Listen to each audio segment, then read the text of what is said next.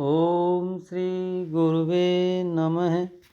ध्यानमूलं गुरुर्मूर्तिः, पूजामूलं गुरुर्पदं, मंत्रमूलं गुरुर्वाक्यं, मोक्षमूलं गुरुर्कृपा। ओम शांति शांति शांति।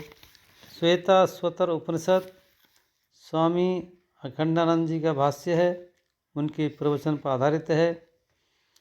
अब कल से आगे का प्रवचन पढ़ता हूँ भगवान। अब आओ, श्रोता भी भाग्यशाली, वक्ता भी भाग्यशाली, क्योंकि आजकल वक्ता को अच्छे श्रोता नहीं मिलते, लेकिन संसारी बात सुनने वाले श्रोता मिल जाते हैं। उनको भोग की बात बतावें, बड़े प्रेम से सुनेंगे। धन कमाने की युक्ति बतावें तो देखो कितनी भीड़ हो जाती है। कोई नर्तकी हो, कोई सिनेमा हो, तो देखो क्या लोगों की रुचि उसमें देखने में आती है। तो अच्छे श्रोता ही नहीं मिलते हैं जो श्रवण करें। यह वक्ता का दुर्भाग्य है। और श्रोता जिज्ञासी भी हो, वेदांत श्रवण करना भी चाहता हो, और उसको कोई सुनाने वाला न मिले, तो यह श्रोता का दुर्भाग्य है। ऐसी स्थिति में आश्चर्यो वक्ता कुशलोस्य, लब्धा आश्चर्यो ज्ञाता कुशलानुशिष्टः। कठोपनिषद से है।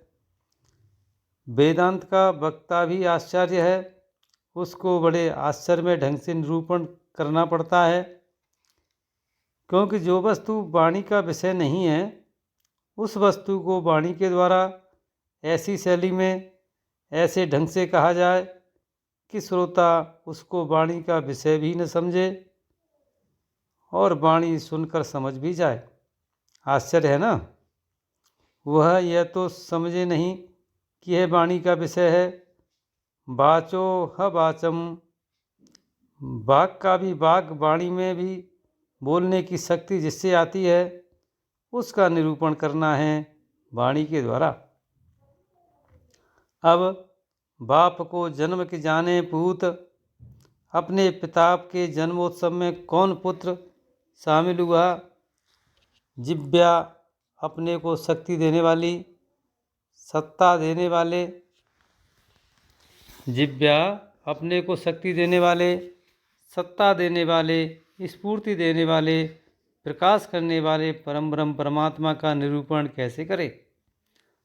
तो बड़ी भारी युक्ति के लिए वक्ता को करनी पड़ती है।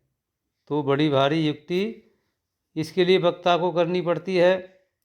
तो आओ, यद वाचान विदितं येन वाग विद्यते, तदेव ब्रह्म त्वं विद्धि नेदम यदिदम उपासते। केनोपनिषद से है 1.4।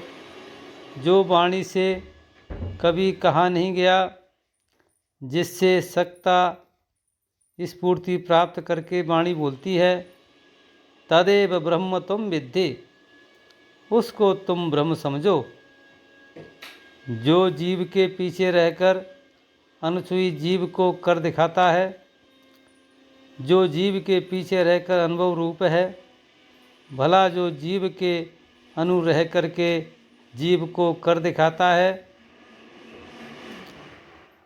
जो जीव के रग रग में, रेसे रेसे में, रोम रोम में, कण कण में व्याप्त रहता है, केवल उपादान होने के कारण व्याप्त नहीं। उपादानता तो मायक है, अपितु अधिष्ठान रूप से कल्पित रूप में रज्जु के समान विद्यमान रहकर, जिसमें यह जिब्या कल्पित है, जो इस जिब्या का प्रकाशक है, जिसका ज्ञान होने पर यह जिब्या बाधित हो जाती है। येन वाक् अभ्युत्ते, उसी के होने से, उसी के प्रकाश में, उसी की प्रियता से, अस्ति भांति प्रिय रूप से वही अनंत अद्वैत तत्व सबकी जिब्या के मूल में, जिब्या के देश में, जिब्या के काल में, जिब्या के रूप में विद्यमान है। और उसमें जिह्वा फुरफुरा रही है, उस परम ब्रह्म परमात्मा को जिह्वा के द्वारा उस परम ब्रह्म परमात्मा को जिह्वा के द्वारा बोलना आश्चर्य है। बड़े बड़े महात्मा चुप हो गए। श्रुति में आता है कि जब जिज्ञासु ने जाकर पूछा कि आप अद्वितीय ब्रह्म का निरूपण करें, तो अवचने नैव प्रोवाच, चुप हो गए। चुप हो गए, नहीं बोले। एक बार, दो बार, तीन बार। जब जिज्ञासु ने पूछा तो बोले, भाई कह तो दिया, क्या बार बार पूछते हो। मौन ही उसका प्रवचन है। अब रामदेवता भगवान इसका एक श्लोक भी दिया है। गुरोस्तु मौनम व्याख्यानम शिष्यास्तु छिन्न संशया आचार्यो वक्ता कुशलोस्य लब्धा। भाई कल पढ़ता हूँ। ओम शांति शांति शांति।